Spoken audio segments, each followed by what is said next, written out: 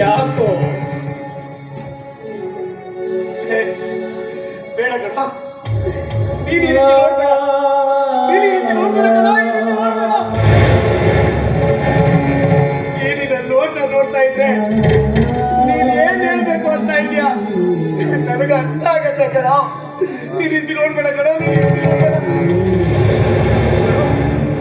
ನೀನು ಪಲ್ಲವಿಗೆ ರಕ್ಷೆ ಆಗ್ತಿದ್ದ ಅಂತ ನನ್ಗೆ ಗೊತ್ತು ಕಣ, ನನ್ಗೆ ಗೊತ್ತು. ಆದ್ರೆ ಜಗನ್ನಾಥ ಸಾವಿನ ಬೆಲೆಯ ಕೊಟ್ಟಿಲ್ಲದ ನಿನಗೆ ಸಾವಿನ ವಿಷದ ಕಹಿಯನ್ನ ನೀನು ಬದುಕಿರುವಾಗಲೇ ತೋರುತ್ತೇನೆ. ನಿನ್ನ ಮಗ ತ್ರಿಮೂರ್ತಿಯನ್ನ ಕೊಂದು ನಿನ್ನ ಮಗನ ಪ್ರಾಣ ಬೆಲೆ ಅವನ ಸಾವಿನ ಸುದ್ದಿಯಲ್ಲೇ ನೀನು ವಿಲವಿಲನೆ ಒದ್ದಾಡಬೇಕು. ಅವರೆಲ್ಲ ಬಿಡೋದಿಲ್ಲ.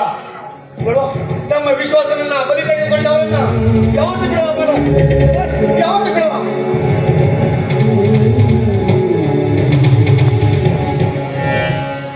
ಹೋಗು ಪ್ರಾಣೇಶ್, ಹೋಗು.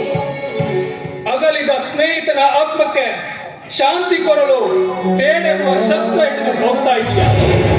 ಹೋಗ್ಲೇಬೇಕು. ಈ ಸರ್ವ ಸಮರಕ್ಕೆ ಸಾರಥಿಯಾಗಿ ನಿನ್ನೊಂದಿಗೆ ನಾನು ಬರ್ತೇನೆ. ಇಬ್ಬರು ಸೇರಿ ಆ ಜಮೀನ್ದಾರನ ಅಟ್ಟಹಾಸವನ್ನ ಮಟ್ಟ ಹಾಕೋಣ.